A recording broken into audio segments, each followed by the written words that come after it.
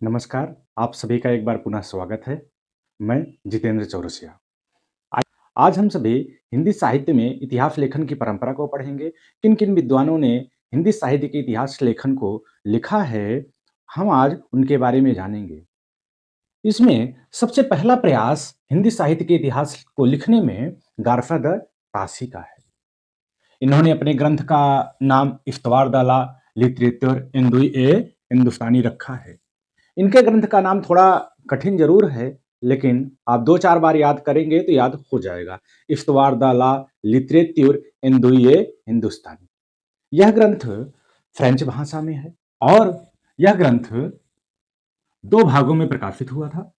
पहले भाग का प्रकाशन 1839 ईस्वी में है और दूसरे भाग का प्रकाशन 1847 ईस्वी में। इस ग्रंथ का दूसरा संस्करण हमारे सामने कब आता है? यह 1871 ईस्वी में इसका दूसरा संस्करण आता है। एग्जाम में एक चीज बहुत बार पूछा गया है कि इस रचना में जो इंदुई शब्द आया है और हिंदुस्तानी शब्द आया है वह किसके लिए आया है?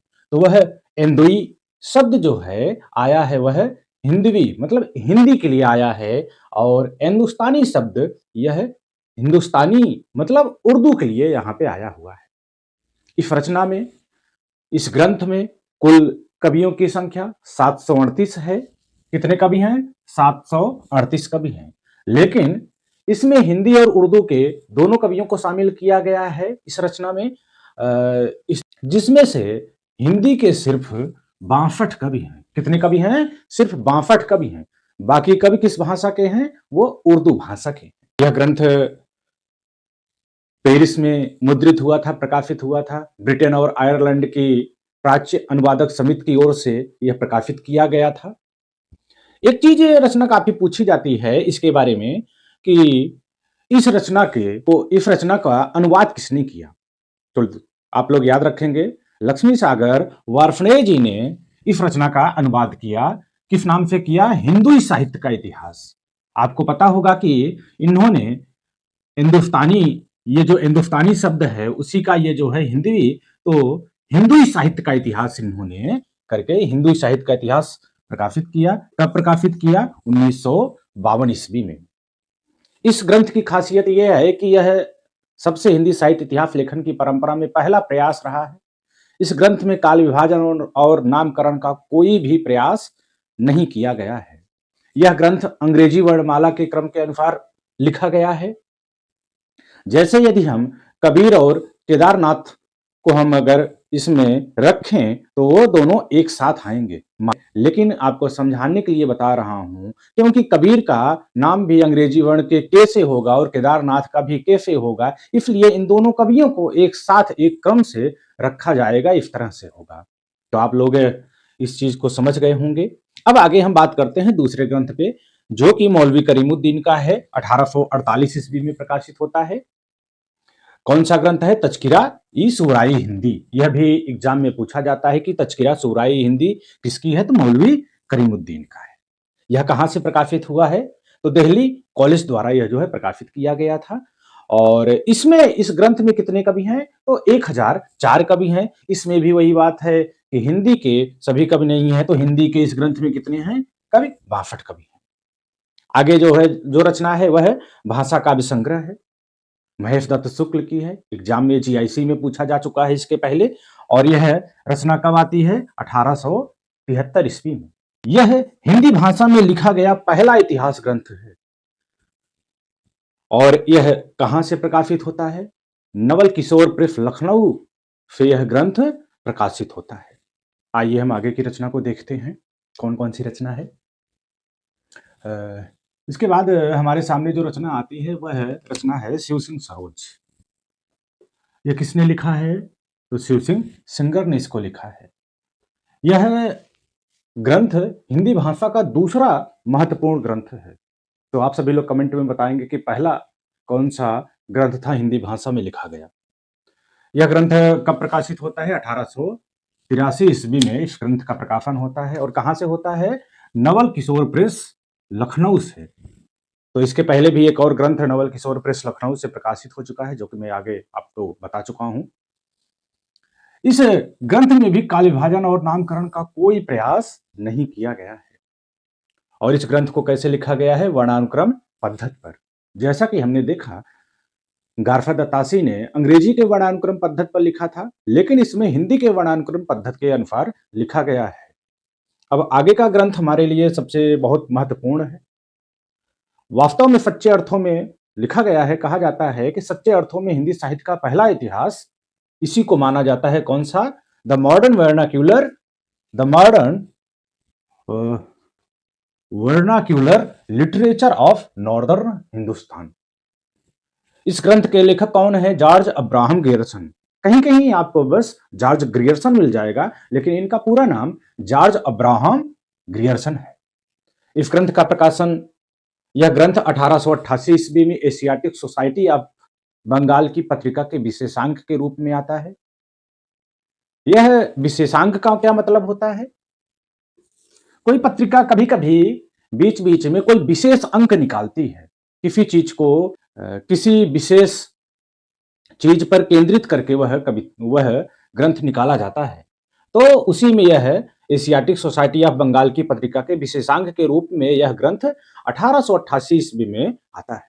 कहीं कहीं आपको 1889 ईस्वी मिलेगा, ये 89 मिलेगा। वो क्यों मिलता है? क्योंकि यह पत्रिका में तो 1888 में आई थी, लेकिन यह वास्तव में पुस्तक के रूप में यह ग्रंथ 1889 ईस्वी में आता है। इसलिए कई विद्वान 1889 इस ग्रंथ का प्रकाशन मानते हैं। पहले ही बता दिया कि सच्चे अर्थों में हिंदी साहित्य का यह पहला इतिहास ग्रंथ माना जाता है। इसमें कवियों की संख्या कुल 952 कवि हैं, लेकिन 886 कवि शिव सिंह सेंगर के जो है शिव सिंह सरोज से ही सीधे सीधे ले लिए गए हैं।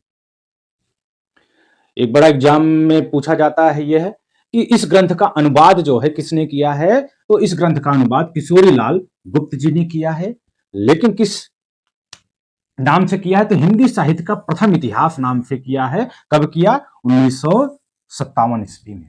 और लेखकों का कालक्रमानुसार इसमें वर्गीकरण किया गया है, प्रवृत्तियों का भी विशेष ध्यान रखा गया है। कहने का मतलब है कि इस ग्रंथ में पहली बार काल विभाजन और नामकरण का प्रयास किया गया है। इस ग्रंथ में कुल अध्यायों की संख्या, कुल अध्याय तो 12 हैं, लेकिन इसमें जो है 11 अध्याय किसी न किसी काल विशेष के सूचक हैं। जैसे चारण काव्य हो गया, तुलसीदास हो गया, दरबारी काव्य हो गया, ऐसे सारे अध्याय नाम दिए गए हैं, उसी को काल माना गया है।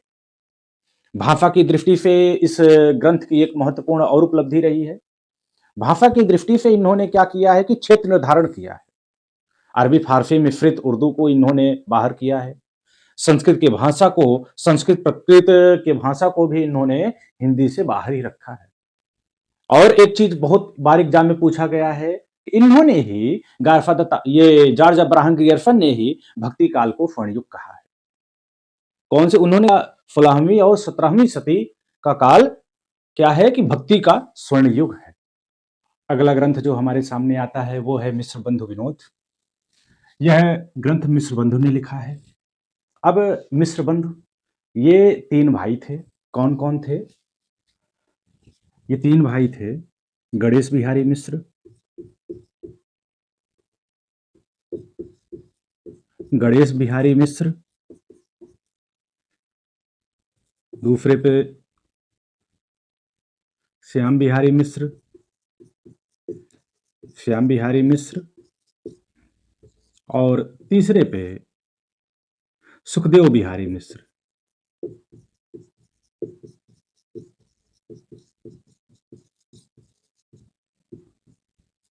इन 3 लोगों ने मिलकर के मिश्र बंधु विनोद को लिखा। एग्जाम में कई बार पूछा जाता है कि मिश्र बंधुओं में कौन व्यक्ति शामिल नहीं था, तो इन 3 के नामों के अलावा एक नाम और दे दिया जाता है। ज्यादातर नाम वह है कृष्ण बिहारी मिश्र आ जाता है। तो आप लोग इस चीज को ध्यान में रखेंगे।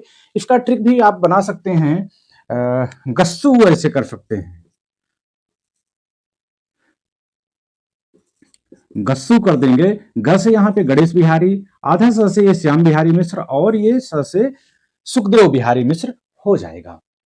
यह ग्रंथ 4 भागों में प्रकाशित हुआ था। पहले 3 भाग का प्रकाशन 1913 ईस्वी में हुआ था तथा चौथे भाग का प्रकाशन 1934 ईस्वी में हुआ था। यह ग्रंथ काफी मोटा ग्रंथ, इसमें कुल कवियों की संख्या 4591 रखा गया। लगभग 5000 कवियों को शामिल किया गया। इस ग्रंथ में जो है संपूर्ण यह इतिहास जो है 5 कालों में बांटा गया है। हाँ, एक चीज और, इसमें जो है व्यवस्थित काल विभाजन और नामकरण का प्रयास किया गया। इसके पहले हमने जॉर्ज अब्राहम ग्रियर्सन में देखा, उस तरह से नाम प्रयास किया गया था काल विभाजन का, लेकिन व्यवस्थित तरह से नहीं था। लेकिन मिश्र बंधुओं ने थोड़ा व्यवस्थित रूप से काल विभाजन और नामकरण करने का प्रयास किया। फिलहाल आगे चल के रामचंद्र शुक्ल जी ने इनके काल विभाजन और नामकरण को पूरी तरह से खंडन किया है, कि जिस तरह से किसी भी काल को पूर्व, मध्य या फिर उत्तर, इस तरह से उन्होंने कहा है कि इस तरह से नहीं बांटा जाता है। एक चीज और आता है कि कवियों के इस ग्रंथ में जो है कवियों के महत्व के लिए 4 श्रेणियां बनाई गई थी। उन श्रेणियों में कवियों को बांटा जाता था, पहली श्रेणी में कौन रखा जाएगा, दूसरी में कौन रखा जाएगा, तो इस तरह से था। आगे जो है हमारे सामने जो महत्वपूर्ण ग्रंथ है वो है आचार्य रामचंद्र शुक्ल का हिंदी साहित्य का इतिहास। आप सभी के पास होगा भी, आप सभी के लोग उसको पढ़ते भी होंगे, बहुत आवश्यक है। अगर आपको सफलता लेनी है तो उस ग्रंथ को जरूर से जरूर पढ़ना होगा। यह हिंदी साहित्य का इतिहास 1929 ईस्वी में प्रकाशित होता है। यह ग्रंथ हिंदी शब्द सागर की भूमिका के रूप में हिंदी साहित्य का विकास के नाम से लिखा गया था। एग्जाम में बहुत बार पूछा जाता है कि यह प्रारंभ में किस नाम से आया हुआ था, तो यह ग्रंथ प्रारंभ में हिंदी साहित्य का विकास के नाम से आया था। किसने? हिंदी शब्द सागर की भूमिका के रूप में। कुछ विद्वान मिलकर के हिंदी शब्दों के संग्रह बना रहे थे, तो संग्रह का नाम हिंदी शब्द सागर रखा गया। तो उस ग्रंथ की भूमिका लिखने के लिए आचार्य रामचंद्र शुक्ल जी को कहा गया। तो आचार्य शुक्ल जी ने उस ग्रंथ की भूमिका जो है लिखी, वही बाद में इन्होंने हिंदी साहित्य के इतिहास के नाम से प्रकाशित किया। अब सोचिए कि वो ग्रंथ कैसा रहा होगा जिसकी भूमिका ही इतनी विस्तृत रही हो। भूमिका वैसे तो 2-4 पेज में लिखी जाती है, लेकिन आचार्य शुक्ल ने इतनी विस्तृत भूमिका लिखी, और वह भूमिका किस नाम से थी? वह भूमिका थी हिंदी साहित्य का विकास नाम से भूमिका थी। पहली बार यह जब आया था तो हिंदी साहित्य के विकास के नाम से, बाद में आचार्य शुक्ल ने इसे हिंदी साहित्य के इतिहास के नाम से प्रकाशित किया। इस ग्रंथ की विशेषता है कि यह विधेयवादी पद्धति पर लिखा गया है। अगला ग्रंथ हमारे सामने आता है हिंदी साहित्य का आलोचनात्मक इतिहास। यह ग्रंथ रामकुमार वर्मा जी का है। इनके ग्रंथ में यह कहा जाता है कि क्योंकि रामकुमार वर्मा एक कवि थे, तो उनके ग्रंथ में कवियों वाली जो उनकी दृष्टि है वो ज्यादा आ गई है। यह ग्रंथ 1938 ईस्वी में प्रकाशित होता है। यह ग्रंथ सिर्फ भक्ति काल तक ही है। शायद रामकुमार वर्मा जी ने इस ग्रंथ को अपने 2 भागों में प्रकाशित करने की योजना बनाई होगी। इस ग्रंथ में पहले ही भाग का प्रकाशन हुआ है जो कि भक्ति काल तक है। और एक चीज इन्होंने क्या किया है, आदिकाल को क्या नाम दिया है? संध्योम चारण काल कहा है।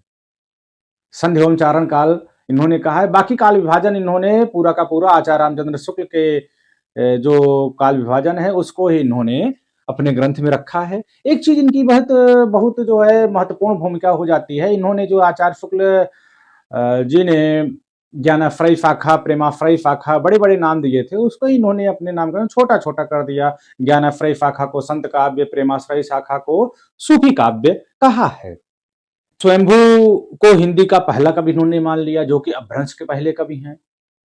क्यों? इन्होंने अपने साहित्य के इतिहास में अपभ्रंश को भी हिंदी में पूरी तरह से शामिल कर लिया था। अब अगला ग्रंथ हमारे सामने आ जाता है। वैसे तो हजारीफा